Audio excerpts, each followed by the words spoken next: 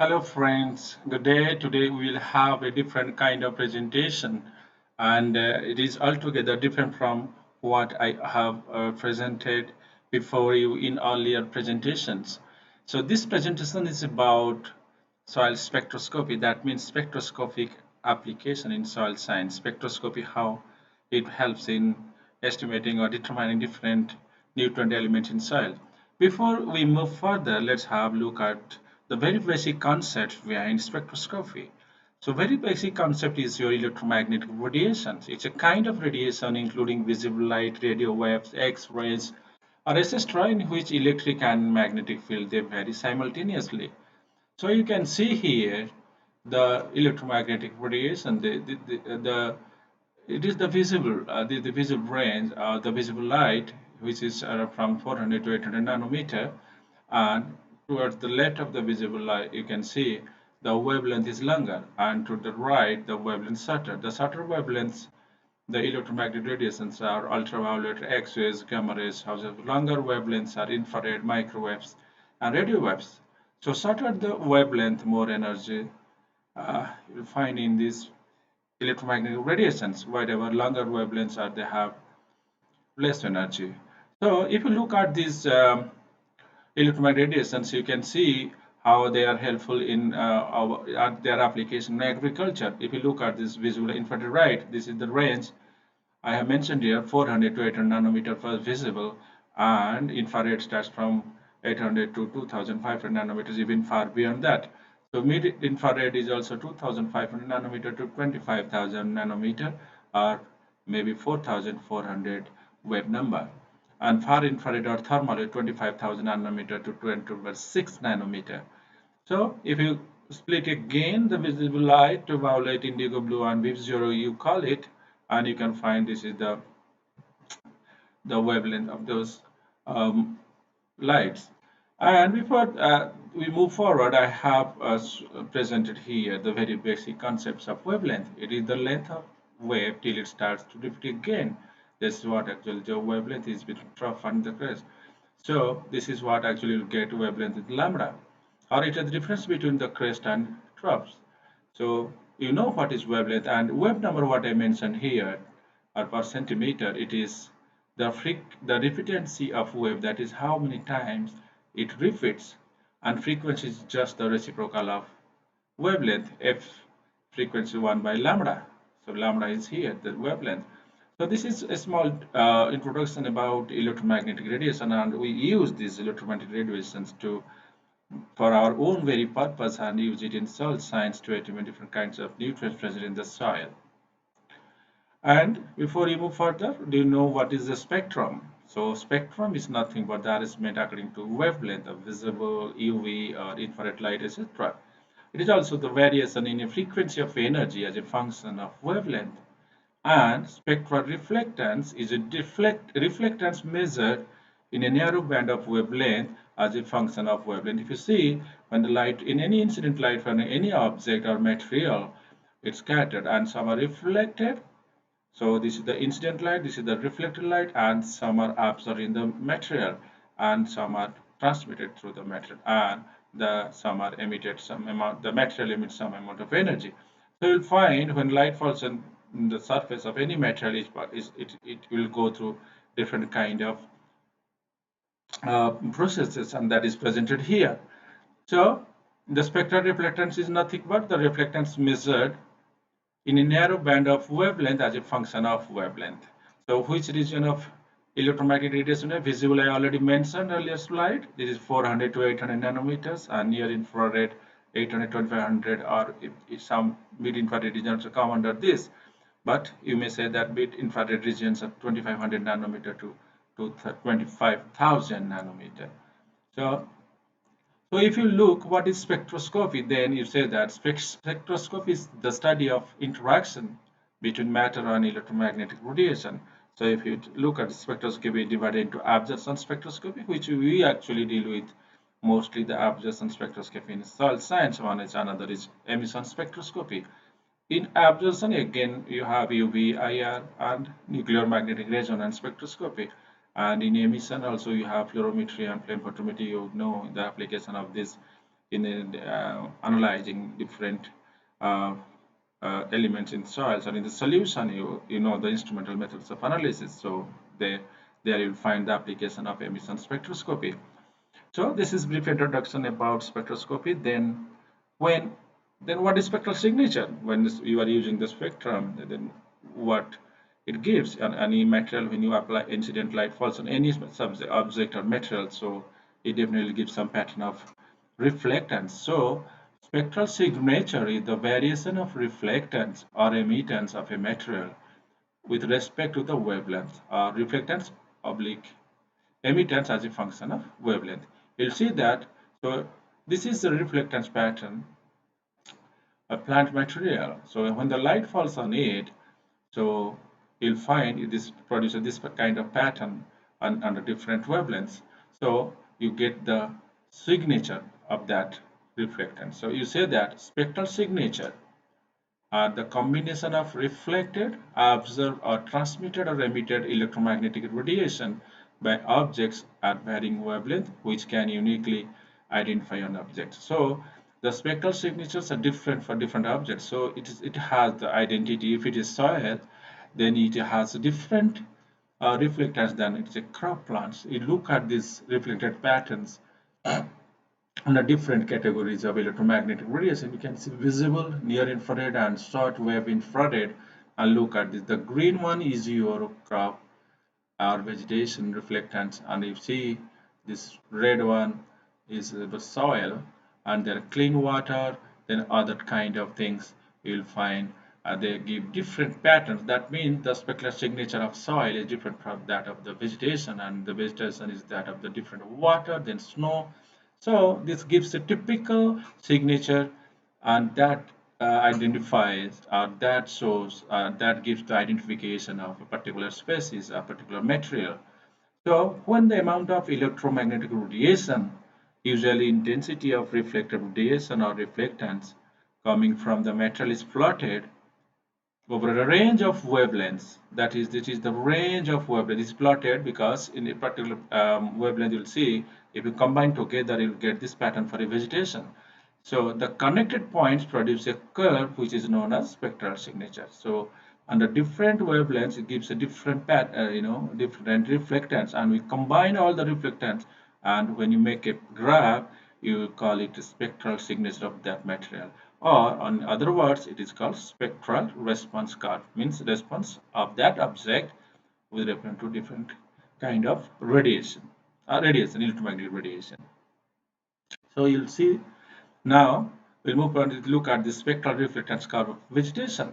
You'll find that in this spectral reflectance there are some points where there are some depression, and this maxima and minima of reflectance curves are the minima are caused by absorption. So this is the kind of absorption you'll find, and this absorption due to presence of different kind of materials present in the vegetation, as well as the absorption features or absorption band. We call it absorption features or absorption band. So different in absorption or scattering of different wavelengths can be used to identify different compound. We'll come to that later on, but if you look at this 1400 or 1900, so the water absorption band. So you'll find chlorophyll bands, we'll find different kinds of bands depending upon the type of material. And let's move further, and you'll find that what causes absorption bands in the spectra of a material. There are two types of processes involved in this absorption band. One is electronic, one is vibrational. And in the electronic process, that means isolated atom or ions have discrete energy states. Absorption of photons or energy elements, light elements of a specific wavelength causes change from one energy state to higher one, lower to higher one.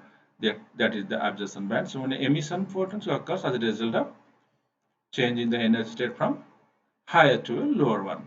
So when a photon is absorbed, it is usually not emitted at the same wavelength. For example, it can cause heating of the material, resulting in gray body emission at longer wavelengths. So you can see that, we'll come to that in the next slide. So when any electromagnetic radiation falls in an object, it gives a reflectance, absorption, and transmittance. As wavelength increases, both reflectance and transmittance generally decrease from medium to low, while absorption increases from low to high. So it is altogether three types of reflectance, absorption, or transmittance phenomena you will find here. So if you go partitioning of vegetation spectral reflectance in visible, NIR means near infrared regions of electromagnetic spectrum. Whatever I mentioned in my earlier slides, when any incident light falls on any object, what are the processes it will go through, and you'll see this type of curve. This is a vegetation reflectance curve, and if you 0 to 100, so what would be the other phenomenon that actually happened? So it is reflectance, absorption, transmittance. So I am giving a brief description of what is absorption. Absorption is a measure of ability of a material to absorb electromagnetic radiation. Then what is reflection or reflectance? Reflectance in percentage. It is the process by which a surface of discontinuity turns back a portion of the incident radiation into medium through which the radiation approached.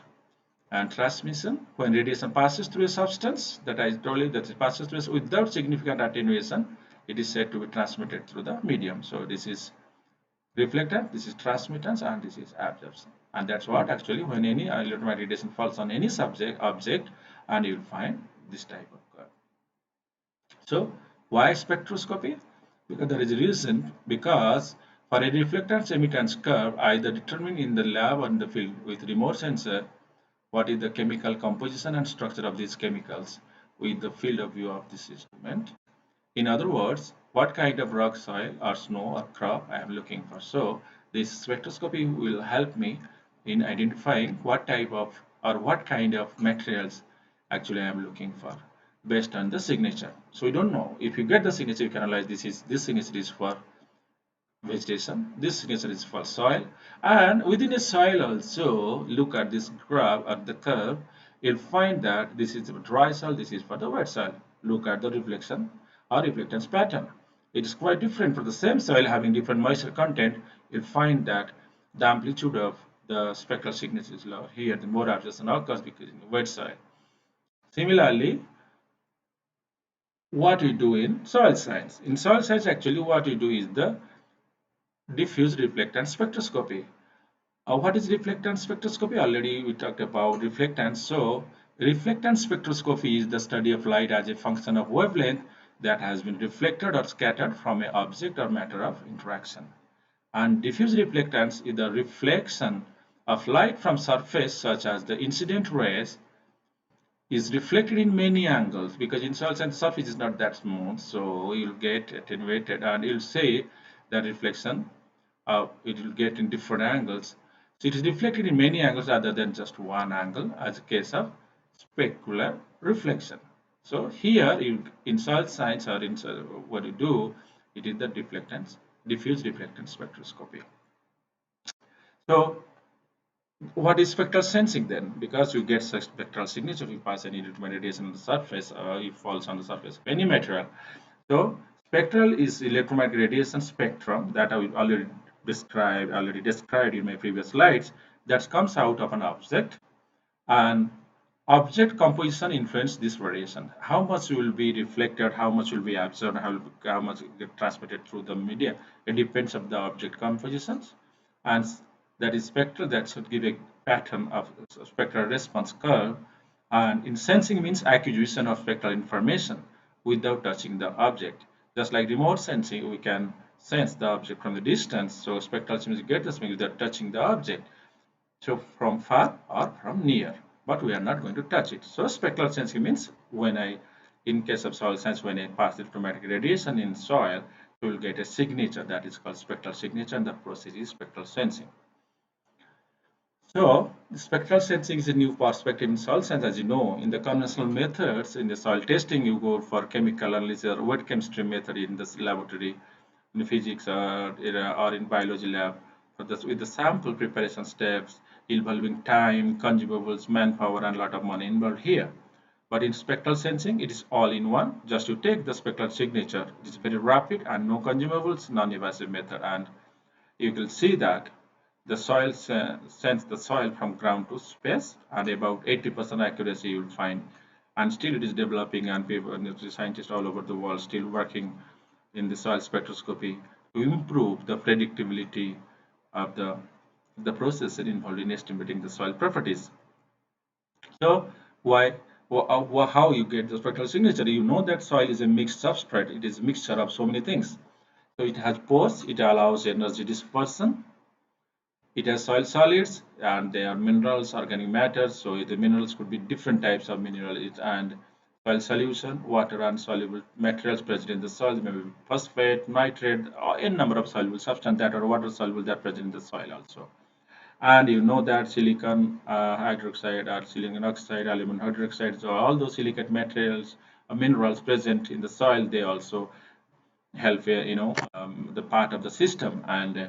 And this is how actually the electromagnetic radiation interacts with different kind of minerals and gives different reflection pattern. And you will come to that example later on. You'll find the different types of primary and secondary minerals, how they give rise to different kinds of signature.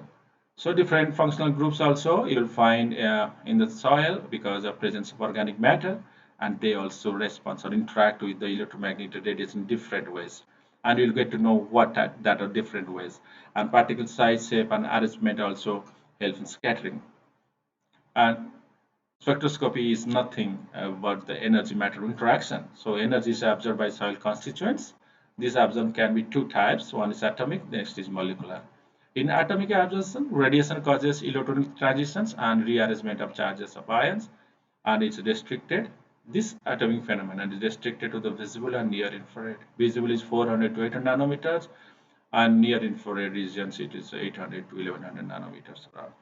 And the molecular absorption find the radiation causes molecular vibrations and requires less energy but produce strong spectral features, and generally occurs beyond 1100 nanometers, and is due to fundamental vibration occurs in mid-infrared regions and non-fundamental ones a combination and overtones in visible and near infrared regions, and you'll find it here.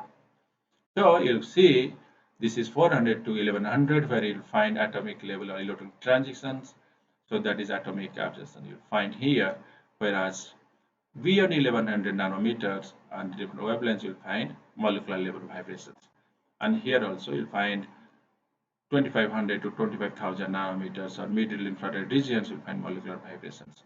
And look at this, this is the different range, and this is the spectral signature, and you'll find these absorption bands are different wavelengths. This is 400 nanometers, 800 nanometers. These are hydroxyl groups, water, presence of water. You'll find here in the substance. This is presence of iron compound, iron ions.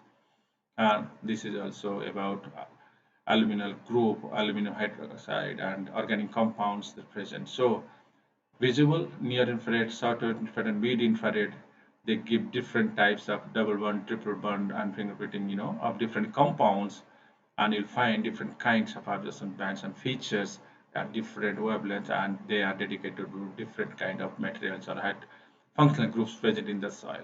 So this is how from visible to infrared regions, that is near infrared, short wave infrared, and mid infrared regions, how different kinds of substances give different absorption bands, and these absorption band features to a particular kind of substance present in the soil.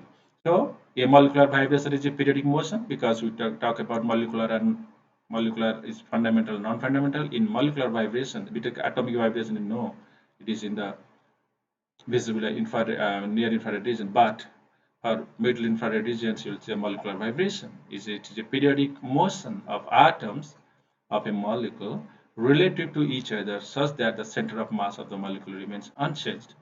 So we'll come to that molecular vibrations in more details.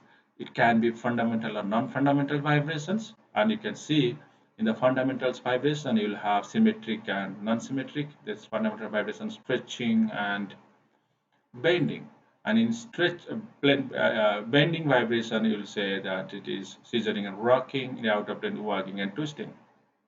And in non-fundamental vibration you'll have overtones and combination tones, and this is what actually this happens when the electromagnetic radiation falls in the object in that particular wave band. So I am giving you just example one other, in saline soil, it is strongly saline, very strongly saline, moderately saline. You look at these absorption bands or reflectance of those materials, and you'll find that how clearly as the salinity level increases from 3.8 decibel per meter to 58 decibel per meter, you'll find the reflected patterns, how the amplitude has come down, and you'll find that you'll get absorption maxima at different reflectance pattern also for different level of salinity. So here, this is how actually we draw a conclusion about salinity from the reflectance spectroscopy. So another is, that's why I'm giving a few definition. Actually, the definition of wave number. Wave number is just already I mentioned in my earlier slide, and this is the conversion of formula from micron to centimeter, and what is the conversion factor from nanometer to centimeter, what is the conversion factor. So this will also help you to go for calculating either nanometer, micrometer, or maybe in wave number. So this is how actually we use spectroscopy in soil science, and I give some more examples. If you see the different kind of clays, elytic, vermiculite, montmorillonite, kaolinite, hematite, goethite, different, and see the reflectance patterns and how the spectral signature of one type of clay is different from other types. So this shows that this type of signature gives rise to, you can draw a conclusion the elytic type of clay minerals are present. If this is the signature, you'll get vermiculite. It's pure form. It is not mixture. If there is a mixture, you'll get a different pattern. But for individual clay minerals, you'll get different types of spectral signature. Look at the spectral signature in the presence of clay content. If the clay content is increasing, you look at this absorption, the spectral signature reflectance also decreasing. And similarly, when the organic matter is high, organic matter is low. So look at the amplitude of the spectra. When the moisture content is from very dry soil to 58% moisture content, the reflectance have come down, and the amplitude of spectra has come down from this level to this level. So more absorption taking place in different web positions. So how you actually I have shown you so many spectral signatures of different types of minerals, clay minerals, vegetation, but you know what is that instrument behind this? This is the spectroradiometer. Actually, this spectroradiometer gives rise from 400 to 2500 nanometer the range spectral signature, and this one give you 400 to 1100 nanometers, which is good for crops, and this is good for crops and soil as well. So it also gives some kind of specific for soils also. But these are all the two types of spectroradiometer available in the market, and you can use this and use for your determination of spectral signature. Once you get the spectral signature, you'll have a spectral library of different kinds of soils or vegetations, and you can use those spectral library for identifying different crops or vegetation, what type of soils it is, what are those constituents of different kind of soil, and what type of vegetation, what is in a vegetation, it is a what type of crops it is, maize, wheat, chickpea, or any crop, what type of variety also you can identify from this instrument. So based on the spectral signature, and you can have your spectral library. So in spectral library, what you do, it is a single point goal. Want to estimate certain attribute or constituent of a soil. If it is a soil spectral library, you can have a crop, soil together also. One spectrum doesn't provide that information, so more spectral reflectance in soil is mixed response. So for a crowd of spectra, spectral library may provide information we seek for soil, because from one spectra you may not get, but crowd of spectra you can have information we seek from soil. It is an inverse method. If you have spectrum for soil, we can estimate the soil property that influence the spectrum. And how we do that? We go for spectral algorithm development. And in that case, what we do, we collection of spectra. As I mentioned earlier, we go for collecting the spectral samples and go for taking the spectra in the field condition as well as in the soil in the spectral laboratory if you have. And soil properties of interest, you go for wet chemistry method and go for analyzing those available A and P, K, calcium, magnesium, potassium, micronutrients, or maybe any kind of organic matter, or maybe different kinds of cell properties, and pre-processing the spectra and cleaning and smoothing out layers. So you remove those things. Then data transformation of spectra. So we'll have another class in details how to go for this spectral algorithm development.